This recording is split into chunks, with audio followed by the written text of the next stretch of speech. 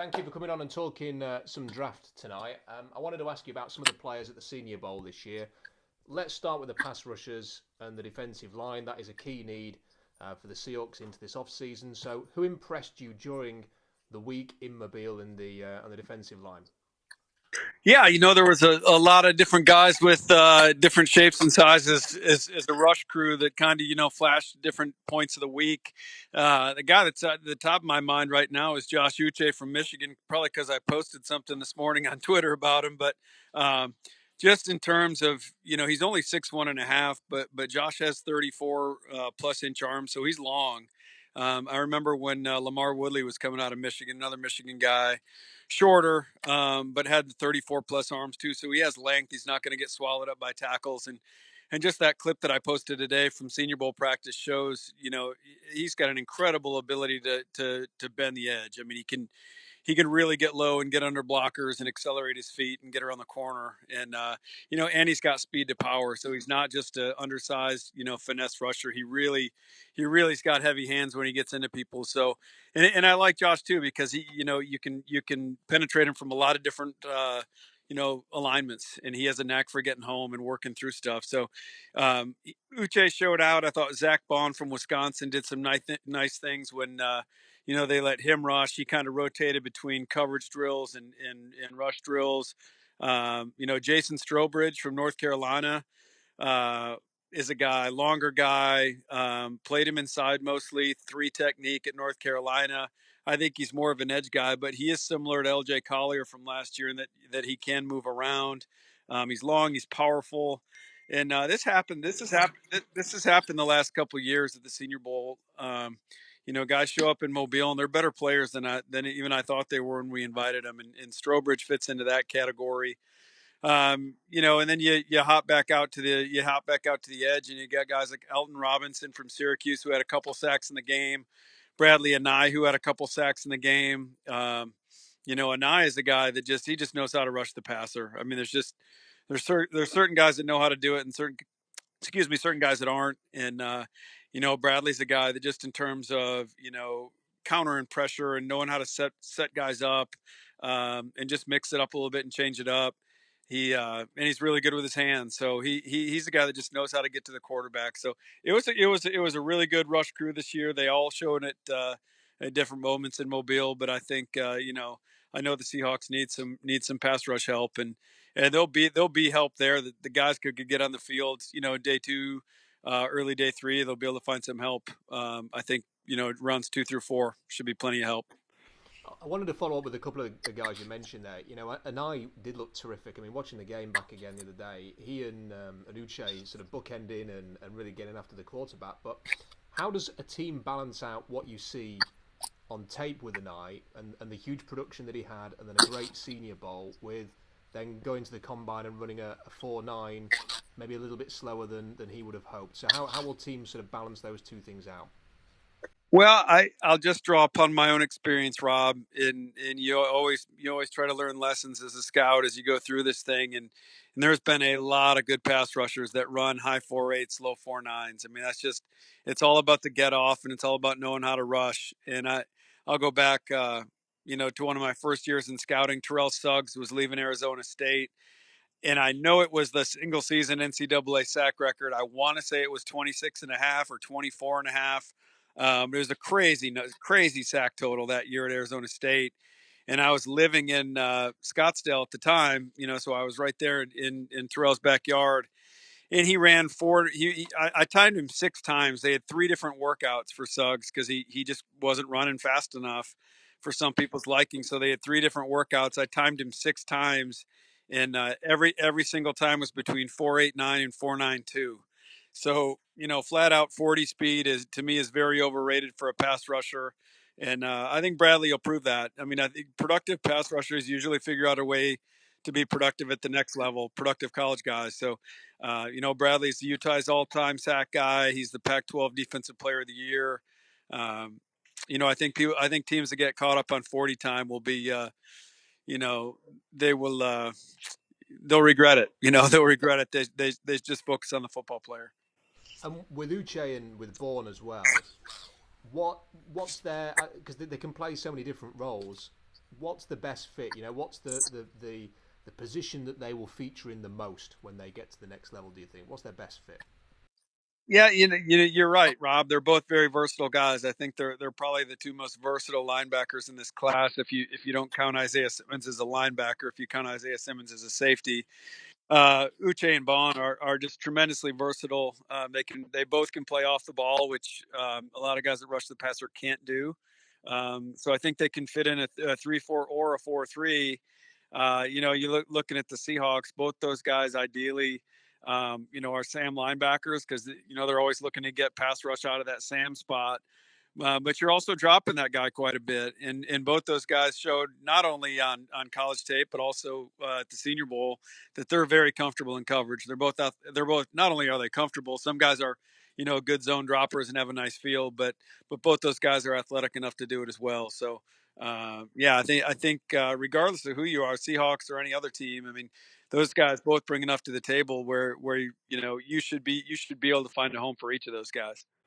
Did you get a good chance to have a look at Jabari Zuniga and Jonathan Granard, the two Florida guys? Yeah, sure did. Jabari's another guy that has versatility as a rusher. His weight's been a little up and down. He's gone from like the mid 260s to the mid 270s. So it'll be interesting to see kind of where he ends up where he ends up at. But to me, he's a guy that you can move around the front. He's got kind of a slippery knack to him. Really good initial quickness when he's healthy. He battled through a bunch of stuff this year. His junior tape was probably a little better, but he did some nice things in Mobile. He tested well at the combine. He's been a good pressure player for Florida his whole career. So for Jabari, it's just staying healthy. And then, Jonathan Grenard is a guy that I think because teams might see him as a little bit of an overachiever, but to me, a lot of times, a lot of people see that as carrying a negative connotation. I really don't. I mean, unless the guy's just severely limited, and he's all he is smart, tough, and competitive. If he doesn't have any physical traits, then that's a little scary. But that's obviously not the case with John Grenard. I was looking back over some of our Zebra technology data over the last couple of days that we got from our week at the Senior Bowl, and his max speed was the best of the D line group. So, during one of the practices, so the guy can run. He's combative at the point of attack. He's really a 3 down player because on first and second down he can set the edge. He's got some violence to him. He'll throw people around, and then as a rusher, again, he's kind of a combative guy. He'll come right at you, and he wins a lot with his motor. But again, he's good with his hands. And do I ever see John being like a double digit sack guy? Probably not. Uh, but he's such a high effort player and physical and really a really high intangibles guy as well. So I think no matter where you pick John Grenard, whether that's like later day 2 or early part of day 3, he's going to be a guy that stays in the league for a long, long time.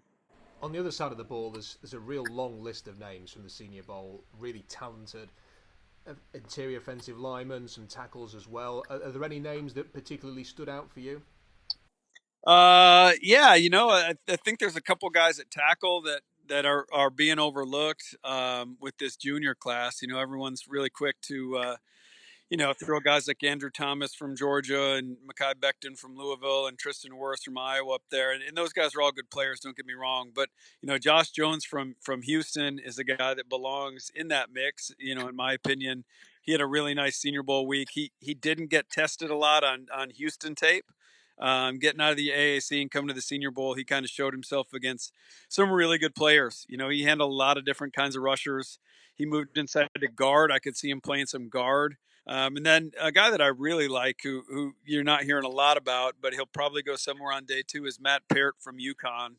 And again, extremely long, has really, really long arms. He's light on his feet. Has a really high end as a pass blocker. He's was more of a right tackle at UConn, so he took some reps over on the left side. And some guys that have to flip sides at the Senior Bowl struggle. And I thought Matt took some nice reps on the left side, and really that's where he projects. Like if you're just basing it off his tools, his length and his feet and his pass pro ability and his range, you're looking at more of a left tackle prospect. So Matt Parrott's another guy. And then on the inside, we had a really good center group. We had 3 junior centers in the game that I think are all could be day 1 starters. Matt Hennessy from Temple, Lloyd Cushenberry from LSU, Keith Ishmael from San Diego State. Those three guys are all going to be good players. And then Nick Harris was our only senior center from Washington, and I think Nick's a great football player. Like he's a guy that he doesn't look like a whole lot, and you get him in the combine in shorts. That's not his thing, but you put on the tape, and he's a tough dude. He's really quick. He gets on linebackers and stays on them, and very similar in my mind to Garrett Bradbury, who went I think 18th or 19th overall last year to the Vikings. Was in the Senior Bowl. He and Garrett are very similar in their ability to, just play laterally, and that the initial quickness really jumps off the tape. And Nick's really a tough guy too, so he'll get after people. That's why he's fun to watch. He's got some bulldog in him. So there was it was a good offensive line crew this year, better than I expected. When we were watching the tape over the summer, I was a little worried about that group. But again, like with those three junior centers, that really helped strengthen the group, and that's why some of the one-on-one battles were great this year, because the D line and O line were pretty even. There's just a few other names I want to ask quickly about. How good is Jeremy Chin, first of all? Yeah, he's had a great combine, obviously, and a good Senior Bowl too. Yeah, Jeremy's a really good player. He's one of the kind of the fastest rising guys through the process right now. I've talked to a couple teams, and they say don't be surprised if he goes in the first round. So he's going back to last summer, there was about 5 small school guys that I really felt good about inviting to the game, and Jeremy Chin was one of those. We watched his tape last year, Southern Illinois against Ole Miss, and he's matched up in the slot against AJ Brown a good part of the game, and did a really nice job in man coverage. And what I didn't, we had one of our scouts go see Jeremy play twice this fall, and we posted some video about him. Really, week 1, I think we had someone go see him week 1, and but I didn't get to see him personally until he got to Mobile, and they got off a bus. They bussed over from Pensacola. We had a flight of about 40 players come in. Sent a bus over there to bring him back to Mobile, and he got off the bus. And that's the old cliche: is you want some guys are better. You want them first ones coming off the bus because they look so good. And Jeremy Chin, I mean, I thought he was one of our linebackers. I didn't recognize his face at first, and then I realized who it was. I'm like, oh my God, that's Jeremy Chin. Like he is an absolute Greek god looking dude. And as you said, he had a nice week down here. He's got a bunch of ball production at Southern Illinois, and then he tested off the charts at the combine, whatever it was, like 40-inch vertical and 11 something broad jump, and 4.45, 4.46 in his 40. So at 6'2", 230 pounds, those are pretty eye popping numbers. I know a lot of Seahawks fans have hit me up on Twitter about a comparison to Cam Chancellor, and they're really different players. I mean, Jeremy's a much smoother athlete, a much easier moving guy, better in man coverage. Whereas, what Cam was rare in his physicality and his temperament and his leadership, and what he brought to that Legion of Boom defense. Like no one could duplicate that. I mean, Cam was Cam, but they are similar size. They're very similar in size. They both look. I mean, they both look exactly how you want them to look. They have different skill sets athletically. 2 other names. Devon Dubonnet seems like a player that is very popular amongst people following along on the internet at the moment. What are your thoughts on him? And also Logan Wilson, the linebacker at Wyoming as well. Yeah, 2 more good ones, Rob. Devon can fly. He was a 10-200-meter guy in high school, which is absolutely rolling. A 10-4, 10-5 is really good for a high school kid coming out, and 10-2 is off the chart. So, he ran 4.3s at the combine. If they had their pro day at Texas, it might have been faster. So he can really roll, and he did a lot of great things out of the slot this year in Texas. Was very productive. And what you really love about him is he's kind of a compact, thicker built guy, really strong with the ball in his hands. Has some running back qualities to him, as a playmaker. And that's why everyone's kind of looking for this year's Deebo Samuel. And that's what I loved about Deebo, is that, you know, 2 years ago when he was coming out, that's what I compared him to. I said, this guy's like a running back playing the wideout spot, and very similar to, like, kind of Golden Tate-ish. When Golden came out and played for the Seahawks, he so good with this ball in his hands. And Duvernay has a chance to be like that because he's so strong and he's so fast. So, really like Devin a lot. And then you hit on Logan Wilson, really, really good athlete. You turn on Wyoming tape, you're maybe not expecting to see this great athlete at linebacker, and he just pops off the tape. He moves around really easily. He can really close on people. Plays with great range. He's got a really nice feel in coverage. There was a couple plays during Senior Bowl week where he was out of position on plays, and to see his makeup speed, I think he ran high 4.5s at the combine. I mean, that speed showed up on the field. So another really high intangibles guy, always around the football, really productive. Like, look, to me, he's a guy that probably going to go towards somewhere in the third round, I would guess, and he's going to start for a long time. He knows how to play football. He knows how to find the football, and when you're that good an athlete, like, he's never going to have to leave the field. He's the 3-down guy that every team's looking for now. So, yeah, I thought Logan had a really nice week, and he's a really cool prospect. I wanted to ask you, just to finish off, on how maybe the coronavirus is impacting the draft. One of the things that has been talked about this week is that teams are doing Facetime interviews now instead of having the scheduled meetings and visits that they would have. Obviously, it's a bit different than a full visit. So what do you think teams will glean from those face-to-face videos, and how will they maybe try to get as much information as possible out of those? Yeah, it's a big shift, Rob. We're all this is uncharted territory for all of us, so we're all just trying to make best do with our occupations, regardless of what we do. And I know that the NFL is trying to adjust that way. I mean, there's no duplicate for getting in front of a young man and kind of hearing his story. That's the best part of this process for a scout is you go into the schools all fall, and you rely on your sources at the schools that you've worked really hard over the years to gain their trust and gain their relationship, so they will tell you things about these players. But it's totally different sometimes to hearing it straight from a player's mouth. So that's going to be a little different for them. I know they're working hard at it. I talked to a lot of friends around the league that are spending more time on FaceTime than they usually just do that with their wives and kids in the fall when they're on the road, and now they're using FaceTime for the scouting thing. But yeah, it's different. Where the people the kids that are really going to get impacted by this whole thing and the shutdown are the small school players. The smaller school guys that don't get an all-star invite, that can't really show themselves against a better level of competition.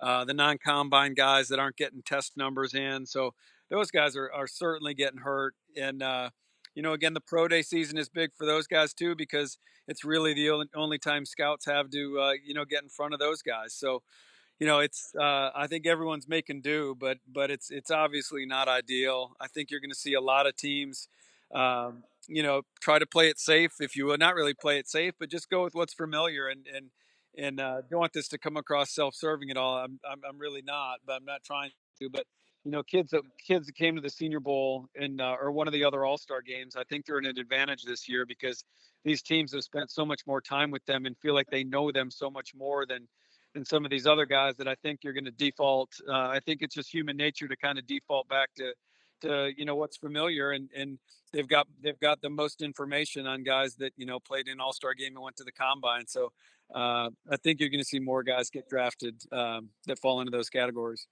How challenging will it be for teams not having full details, whether that's medical details, key testing results, if players didn't work out at the combine? How big a challenge will that be for teams?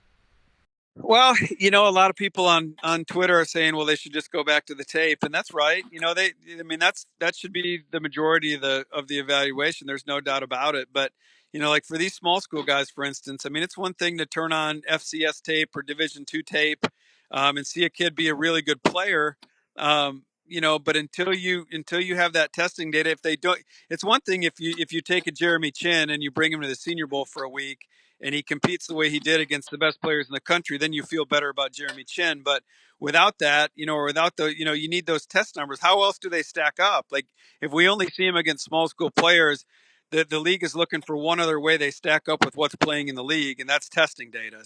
So if you got a wide receiver at the Division II level that you like on Division II tape, but you're unsure of the level of competition, you need that 40-inch vertical jump, or you need that 10.6 broad jump, or that 4.4 240 time to say, okay, well, he does have the physical stuff that's playing in the league. Let's maybe take a shot in the 6th or 7th round as opposed to waiting on drafted free agency. So yeah, that's where it impacts it. And again, you're not going to go completely off the board, and jump players because you have more information, but it's in a situation where if you have two players graded at exactly the same level and they're side by side each other on the board, and you have and one guy went to the Senior Bowl combine and squeezed in a pro day, and the other guy doesn't hadn't had any of the three, and you know who you're going to take, right? So I mean that's where it's impacting guys.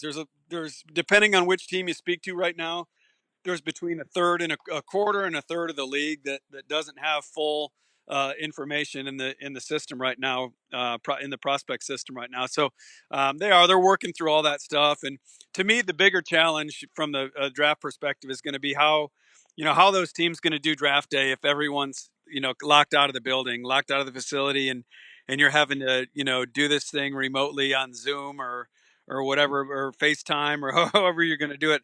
How do you pull off that draft and coordinate everything?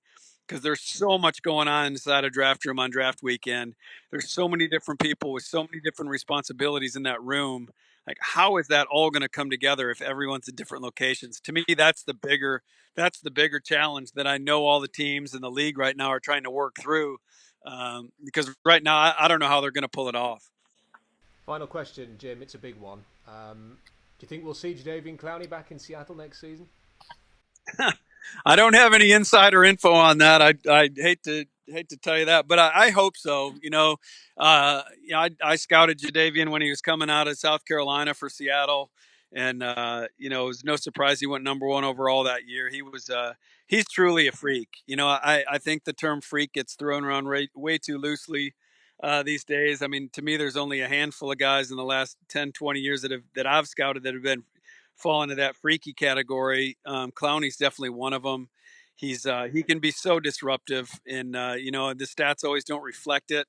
But Seattle was a different football team when he was on the field this year. He just, he creates so much havoc around him that for everyone else that he's a game, he's a game plan changer. He's a guy you got to account for, and there's not many guys like that. So I don't know what's going on in the negotiation. I haven't talked to anyone up there in Seattle about it, but I hope they can find a way to bring him back because I know they're a better football team with him on the field.